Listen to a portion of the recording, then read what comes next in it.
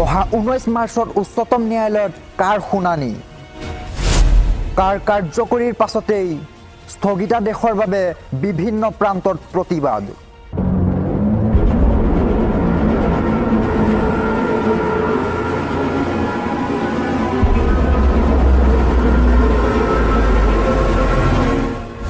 অসম আৰু উত্তৰ পূৰ্বৰ পৰা 53খন আবেদন পত্ৰ কা স্থগিতাদেশৰ বাবে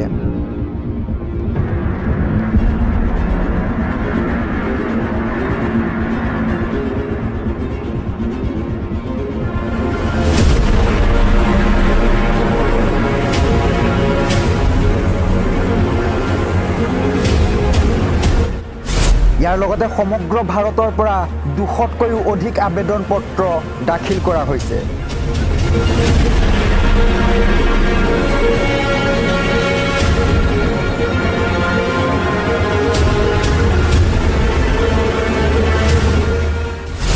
অসম ত্ৰিপুৰা আৰু উত্তৰ পূৰ্বাঞ্চলৰ বাবে পৃথককৈ শুনানি হ'ব উচ্চতম ন্যায়ালয়ত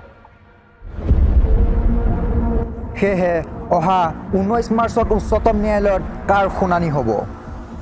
শুকুৰবাৰে উচ্চতম ন্যায়ালয়ে শুনানি গ্ৰহণ কৰিবলৈ সন্মত হৈছে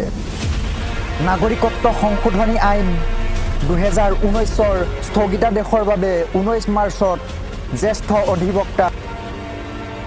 মুখ্য ন্যায়াধীশ DY চন্দ্ৰচূড়ৰ আগত বিষয়টো উল্লেখ কৰি কয় যে এই বিষয়টো অহা সপ্তাহত 200তকৈও অধিক ক্লাছ তালিকাভুক্ত কৰা হ'ব 2019 চনৰ পৰা শীৰ্ষ আদালতত দাখিল কৰা সংযুক্ত আবেদনসমূহে কাৰ বিভিন্ন বিধানক প্ৰত্যাহ্বান জনাইছে এই আইনখনৰ লক্ষ্য হৈছে বাংলাদেশ পাকিস্তান আৰু আফগানিস্তানৰ পৰা ধৰ্মৰ নিৰ্যাতনৰ বাবে ভাৰতলৈ অহা অমুছলমান শৰণাৰ্থীসকলক নাগৰিকত্ব প্ৰদান কৰা 2019 চনৰ ডিচেম্বৰ মাহতে কেন্দ্ৰীয় চৰকাৰে ইয়াৰ বাবে নিয়ম জাৰি কৰিছিল আৰু ইয়াৰ পিছতেই অসম ত্ৰিপুৰা আৰু উত্তৰ পূৰ্বাঞ্চলৰ বাবে পৃথককৈ শুনানি হ'ব উচ্চতম ন্যায়ালয়ত নিউজ ডেস্ক ৰিপৰ্ট অমৃত লাইভ